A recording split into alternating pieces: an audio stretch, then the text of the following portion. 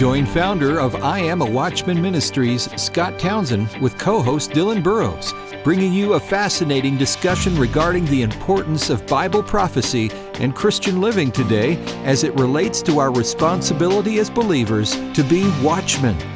This is A View from the Wall.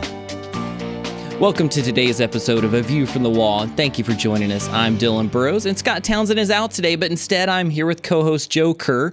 He is the managing editor of I Am a Watchman Ministries, and I want to thank you, Joe, for being here with us today.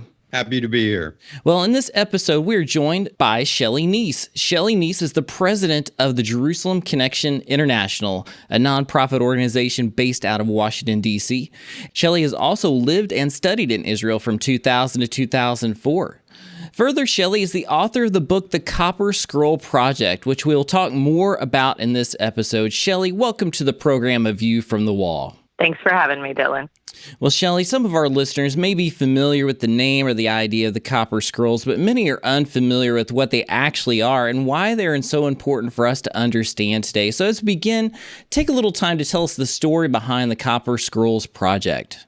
Right. This is one of my favorite parts of any interview because I'm sure a lot of your listeners, even the ones that consider themselves, biblically literate and strong in the word, may or may not, I doubt, have heard of the Copper Scroll. And that was my first feeling whenever I first started on this journey was, well, if the Copper Scroll was really that important, I would have heard of it. I've lived in Israel. I'd studied Middle Eastern studies. I'd been to visit the Dead Sea Scrolls many times and really understood the importance of the Dead Sea Scrolls, of course. But the Copper Scroll just never made a blip on my radar in the beginning. And so, just warning to your listeners, once you know about the Copper Scroll, once the Copper Scroll goes into your head, it cannot come out. It will haunt you. It'll haunt you in your sleep in terms of its potential and promise. But it was 1947 when the first of the Dead Sea Scrolls were found, and it lit the world on fire. As archaeologists really realized what they had on their hands, which was this hugely important find. The Dead Sea Scrolls predate the earliest versions of the Bible by 1,000 years. And here they are holding, the oldest versions of Isaiah, but also biblical commentaries that no eyes had seen for 2,000 years. And so it was Bedouin who found the first of the Dead Sea Scrolls. And so, as you can imagine, there was a race happening between archaeologists and Bedouin.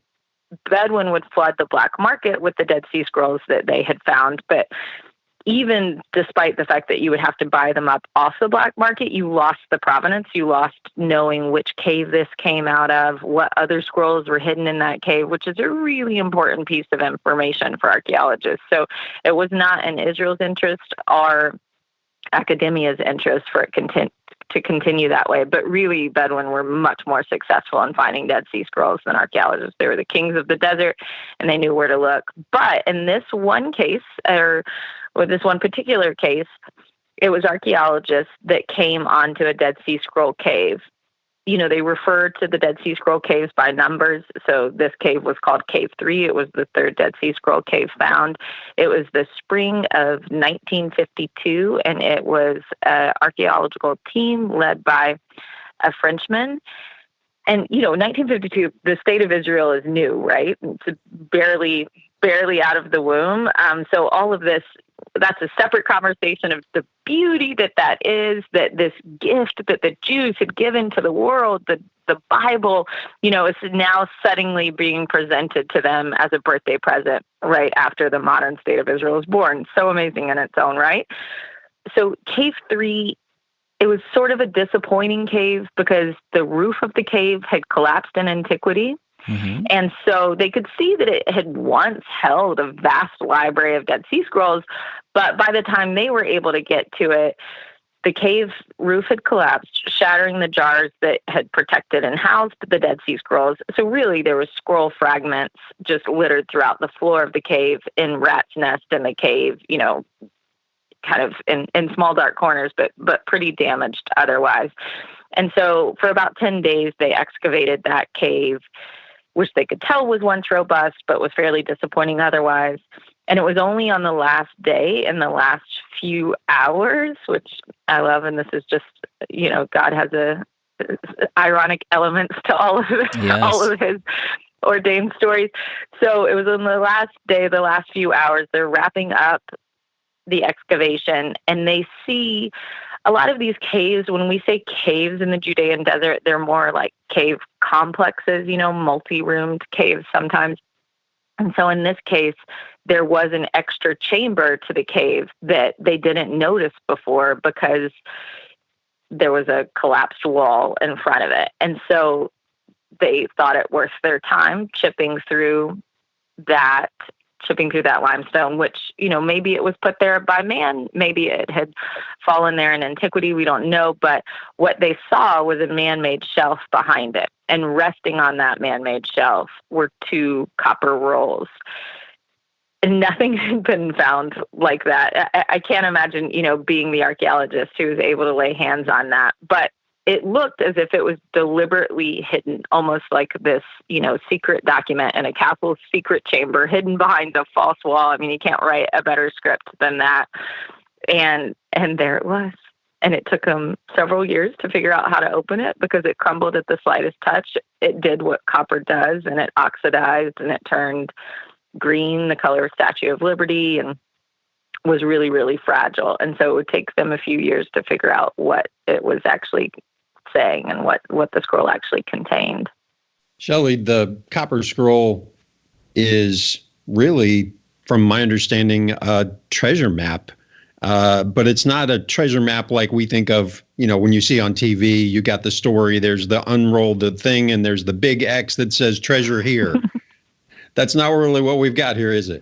Right. Actually, maybe that would be helpful if that is what we had here. This is the part where I have to hold my breath because I don't, this is real and this is true. And what I'm telling you is authentic. It sounds crazy. It sounds, you definitely, I encourage all cynics out there to Wikipedia this after this interview, but no, it's a verbal treasure map. So the copper scroll, right, is not a physical treasure map. It's not X marks the spot, but it's a verbal treasure map. The copper scroll, when they were able to eventually roll it out, was 7 feet long. So those 2 rolls had once been one. It had snapped when they were rolling it up in antiquity. So that's why we don't say copper scrolls, but copper scroll. And so it was made on almost 100% pure copper. It's written in 12 columns. And from what we can tell, it's almost 60 locations of buried treasure. And my favorite part about the copper scroll, because it just speaks to its authenticity as this ancient document that was meant for very practical purposes, is that it's written like a dry inventory. There's no heroes written into the copper scroll. There's no story. There's no legend built into it. I mean, if you were just reading it for your own sort of spiritual elevation, you would get nothing out of it in that way. It just reads like someone's dry inventory grocery list from 2,000 years ago. And so it's more, what it's promising and the potential that it has that's so exciting. But that's why Dead Sea Scroll experts agree on almost nothing. Academics have their own narcissism of small differences. And so Dead Sea Scroll conferences have ended in physical blows. But on the copper scroll, even though you would think it would be the most controversial of all the Dead Sea Scrolls, there's actually widespread agreement that this is a real and authentic document and that it's pointing to real treasure that existed 2,000 years ago. Where the question mark comes is, where did the treasure come from and who wrote the scroll? Because they don't identify themselves. Oh, that's amazing. And we hope you're enjoying our conversation with Shelley Neese. And stick with us. We'll be right back with more on A View from the Wall.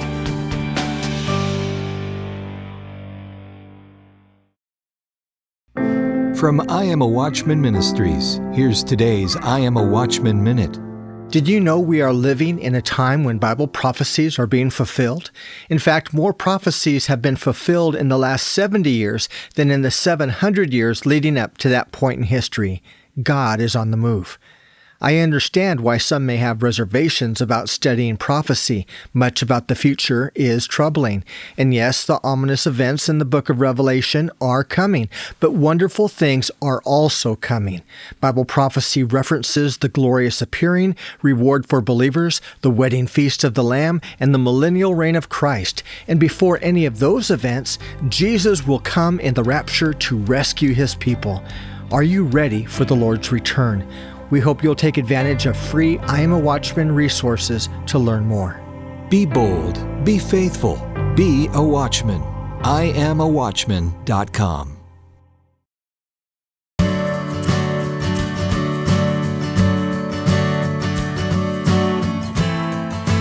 Welcome back to A View from the Wall. We are talking with author and speaker Shelley Neese, and in this segment, we want to talk in more detail about her work regarding the Copper Scrolls. And Joe, lead us as we continue in this discussion. Shelley, the Copper Scroll is not what we would call a Christian document. This was composed in Jewish antiquity, way before the church started, way before Christ ever walked the earth. So why should Christians care about the Copper Scrolls? Right. So this question probably speaks to my heart in terms of just what I've been doing with my life for the last 20 years as well, and why I believe that it's important for Christians to track what's going on in Israel. But the reason why I love the Copper Scroll Project story is because I feel like, and I hope this targets your audience as well, that many Christians are Zionists and extremely supportive of the Jewish nation just by their gut instinct, or, as Christians, we would say the Holy Spirit's conviction. But that Zionism, at least in terms of what I've experienced, is often, it's assaulted by the outside world who sees Israel falsely as an oppressor country. And I feel really passionately that we have to educate people on the Jewish story, not just modern Israel's story and not just biblical Israel, but the things that happened in between, and just really highlighting and focusing on the Jewish story as a source for our own Zionism. And because the highest functioning kind of Zionism is an educated and articulate one. And so whether or not it's so that our kids, I have 4 kids, whether or not they can hold up under anti-Israel attacks in their local colleges, or so we can better confront our elected officials, I live in D.C., about matters that impact Israel. I mean, this book is the story of a treasure hunt, but it's also a human interest story. But above all of that, it's a story it's a teaching tool about Israel, about ancient and modern Israel, and bringing Christians into that space so that they can feel connected to both, that both are tethered, but they're also important to our own Christian faith as we consider ourselves pro-Israel and Zionist and believers in the Jewish nation. There's a reference in the Copper Scroll to an additional scroll which may hold more keys or clues to understanding the code of the existing scroll. Do you believe that there's a second scroll? And if so, tell us a little bit about the evidence for that. Well, so funny enough, the second scroll has been nicknamed the Silver Scroll. So a lot of times, people will say, do you believe that the Silver Scroll exists? So there's no reference in the Copper Scroll to a Silver Scroll. That idea has just become kind of part of popular culture legend around the Copper Scroll because, well, if one's made out of copper, then it would make sense that the other one might be made out of silver. So it's sort of been nicknamed Silver Scroll, but really the Copper Scroll does point in the very last lines to another scroll, and with it they are one. So almost as if these are both inventories, then they go together to be able to tell the full story of where to find these artifacts. It's hard to know, or these treasures, it's hard to know what that other scroll could potentially have. Certainly the Copper Scroll points to its existence and points to its helpfulness, but the Copper Scroll itself is pretty direct and pretty specific in terms of where these things are buried. One interesting thing about the Copper Scroll that could potentially be related to the other scroll is that there are Greek ciphers on the margin of the scroll. So the scroll is written in Hebrew, but there's Greek letters kind of written in the margins, almost as notations. And there's one theory that should we find the other scroll, that potentially if you match these together, these Greek letters that we can't figure out what they mean or what they're pointing to will match the other scroll to actually spell something or actually give more hints. The other idea is that they're just initials of the hiders, of the people that were in charge of the burial operation for the treasure. We don't really know, but that's certainly a piece that we would look towards another scroll answering that question of what the Greek letters mean and any other clues in terms of where the treasure is. Or maybe it would just even be a scroll that would give some kind of background to the copper scroll. But the copper scroll, the language of the copper scroll, and this is what tripped people up about the copper scroll for so many years, it's so specific that it almost sounds as if you just give it a cursory reading, it sounds like they were writing it to themselves, that these were, notes that they were kind of gentle reminders for when they were fleeing Israel on the run because the enemy was at the gate, that they were going to go back and find these items one day. And so that is what tricked scholars, because they would read things like the first line when it says, in the valley of Achor, under the ruin, pass under the steps leading to the east 40 cubits, there's a chest of money, or it'll talk about sepulchre monuments or great cisterns of the courtyard of the peristyle. And so it goes on and on like that for almost 60 locations of these very specific places. And sometimes even we'll say place names that are lost to us after 2,000 years. And so that was the tricky part, is if these things could be buried all over Israel, what peristyle, what courtyard, what steps facing east. And so it kind of felt hopeless in the face of that to be able to identify any of that all over Israel, much less 2,000 years later. So just to clarify again, for some of our listeners who may not be that familiar with the copper scroll itself, we're talking about temple treasures, as in the treasury of the temple, implements of the temple, the things that were actually in Solomon's temple? Well, so this is the $1 million question. There is the copper scroll, I should say, it points to tons of treasure. It points to tons of silver and gold and vessels. So when we say treasure, we're not talking about, minor amounts. It's copious amounts. And so that really, even where the copper scroll never outright says that these are temple items, it never, says Beit HaMikdash, but even by virtue of the amount of treasure listed in the copper scroll, most scholars agree that it has to be connected to the Jewish temple. There is no other place that would have had access to that kind of wealth, certainly in Israel. And we know from the biblical sources and the historical sources that the temple was very wealthy. At different points it was depleted by invaders. After the Roman Empire conquered Jerusalem, Josephus, the first century historian, notes that so much gold flooded the market that it brought down the global price of precious metals. Wow. Because it was, right. So we know, and then the Bible says in Solomon's temple, silver was as common as rocks, which incidentally, silver is one of the most common things in the copper scroll. So in terms of the first temple so that's saying, yes, this has to be temple related. Oh, and besides just how much wealth we're talking about, it also will use adjectives that are holy. It'll say sacred vessels or ritual vessels.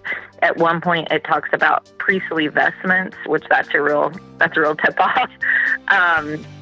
A gleaming chamber. So there are just certain words here and there that definitely seem temple related. Well, this is fascinating, and we're going to take a quick break, but there's still more to come, so stick with us and join us back in a moment on A View from the Wall.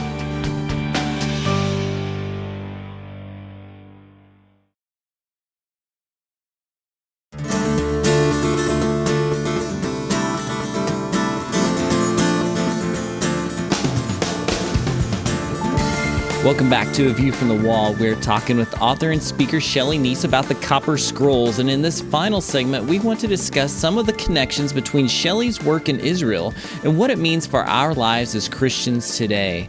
And Shelley, you've said that ancient Israel and all of its dilemmas are forever tethered to modern Israel.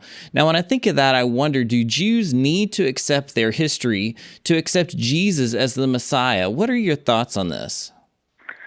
Right. I was actually communicating with one of the other Copper Scroll Project team members, or Chris Knight. We joke and say that he's our modern day Essing. He's been working with Jim Barfield since the beginning of the project. I've been talking about the Copper Scroll. I should say that the book is about Jim Barfield, who is an arson investigator from Oklahoma, who, in all intents of my opinion, has solved the Copper Scroll and knows where these treasures are buried. Both, they're also very, Chris and Jim are just really in tune to the Bible and prophecy and where prophecies are pointing. And so I was thinking about this question last night, and they brought up, or Chris brought up, Ezekiel 37 and Jeremiah 31. So I was reading those last night, and just this idea of the prophets pointing to a time that Israel will receive a new covenant. And in both of those cases, if you look at Ezekiel 37, if you look at Jeremiah 1 and Hebrews 8, all of these together, they are pointing to a time that Israel will be dwelling in its tabernacle. It all brings the temple back to these prophecies in connection with Israel receiving the new covenant. So, and I don't think that that's just in a metaphorical sense that the prophets are saying this.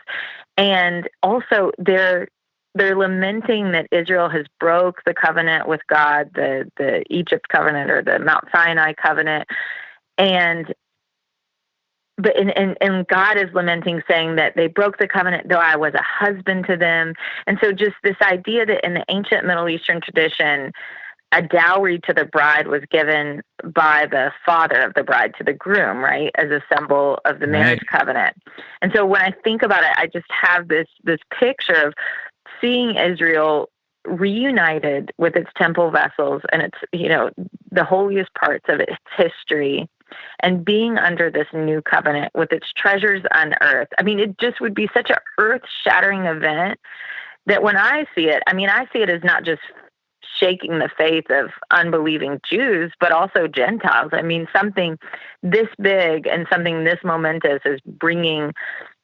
We don't have anything from the sacrificial system that was connected to the tabernacle or the temple. We don't have any of those interior elements. And so to unearth the most important ones, to bring that out of the ground, I love the idea of that in terms of a challenge to the world of all unbelievers. Like, try not to believe the Bible now. Right. I can't even imagine what it would be like to discover anything that was on the Copper Scroll with that inventory. Having read Shelley's book, it's amazing what could be found. I can't imagine how that would impact any country, but Israel, let's face it, things come out of the ground there every week. You can't dig a basement without unearthing some former civilization. Psalm 85:11 says, truth springs up out of the ground. It's no place more true than in Israel. So with all the tension in the Temple Mount area specifically, if one item, no matter how insignificant, was discovered that was related to the original temple, how would that impact all of that conflict? I have one sort of recent historical example just to give us a little taste of what that might be like. But there was a small, tiny ivory pomegranate found that was immediately related to the temple because it had an inscription on it that seemed to read, "From the house of Yahweh." So it was celebrated as the first find from the interior of the temple and the sacrificial system. They bring it to the Israel Museum. They pay a lot of money. They keep the museum up, way after its normal closing hours for floods of people to come see it. And it's proved a forgery. So now we know that inscription "From the house of Yahweh" is a forgery. And I'm talking about a pomegranate that is the size of my thumbnail. So there was that much celebration around, a tiny pomegranate that could have possibly been connected with the Jerusalem temple. I can't imagine if all of a sudden we're finding a priestly ephod like the Copper Scroll promises. Oh my goodness, yes. But when you look at what's happening in Israel right now on the Temple Mount, and this is just to get really political modern day, but if you visit the Temple Mount as a Christian or as a Jew, You have no right to prayer on the Temple Mount. The Muslim law controls all, they're the administrators of the Temple Mount. So even though technically after 1967, Israel has sovereignty over the Temple Mount, they gave back all administrative control of the Temple Mount to the Islamic Trust. And what is the Islamic Trust do to repay the Israelis in kind, but to forbid Jewish prayer on the Temple Mount, prevent Christian prayer on the Temple Mount. You can't even, eat a date on the Temple Mount because they know that Jews have to say a blessing before they do that. You certainly can't go up there with a Psalms book, and you can be arrested for it, for praying on the Temple Mount if you're not Muslim. So to me, this is a baseline human rights issue almost at this point, that there is no religious freedom on the Temple Mount, the most holy place to the Jewish people. So for good reason, that has bothered a pretty important segment of the Israeli population. And so whether or not they're saying, whether or not they're going straight into advocating for a third temple is a different issue. But right now, the way a lot of that is being articulated is the right to worship on the Temple Mount. And so I call that the Temple Mount movement in the book because there's a lot of different groups and a lot of different associations that are fighting for that. But, the Sanhedrin has been restarted, and one of the Sanhedrin's primary goals is to reestablish worship on top of the Temple Mount. So what I'm seeing happening on the Temple Mount is just this urge to reconnect with it in a way that didn't come naturally in 1948 or 1967. At those points, in 1948, Jews were happy to be back in their land. In 1967, they were happy to worship at the Western Wall.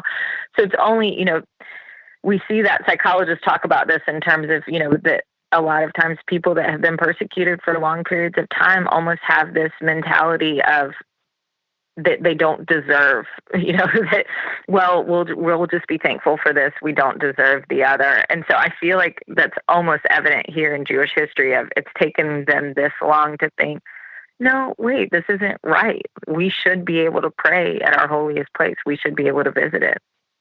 We have just a few moments, and as we close, Shelley, I want to give you an opportunity, as we do with our other guests, as someone who's literally stood in Jerusalem, what is a final word of encouragement you'd like to give with those who are considering themselves watchmen or watchwomen for the Lord who are listening right now? Okay, so right now, I think about Psalms 126, and I just encourage your listeners to be like the dreamers that God. When God talks in Psalms 26, he's saying that God restores the fortunes of Zion and they will be like dreamers, their mouths filled with laughter and songs of joy. So to me, this idea that we're just looking to Israel, that we're looking to what God's doing there, and that isn't just about Jews coming to belief in their Messiah. It's about us recognizing what God is doing in the world through Israel. And it's our chance to just see that fidelity in our God and to connect with his time and his Bible and his land. Amen. And Shelley, thank you again for joining us on A View from the Wall. ShelleyNeese.com. That's Shelley spelled Shelley and Neese Neese. ShelleyNeese.com. Or you can connect with the link where you've listened to this podcast. You also may want to pick up a copy of her book wherever you purchase books by looking for the Copper Scrolls Project or on her website. And you'll definitely want to get a copy of this tremendous resource. Finally, we want to encourage you to check out IamAWatchman.com and subscribe to our email for all the latest news and information. You can also subscribe to us on YouTube or our podcast on SoundCloud. Again, thank you for being with us, and we look forward to joining you next time on A View from the Wall. A View from the Wall, in association with I Am a Watchman Ministries, exists to equip a worldwide audience with biblical truth, sharing it with others, and being prepared for Christ's imminent return. The team seeks to encourage, inspire, and equip watchmen for such a time as this. For information about the ministry and upcoming events, visit IamAWatchman.com. A View from the Wall is made possible by the team of dedicated pastors, editors, and the many contributors of I Am a Watchman Ministries. To support our efforts, give online at IamAWatchman.com and click on the Donate button. Thanks for listening, and join us again next time on A View from the Wall.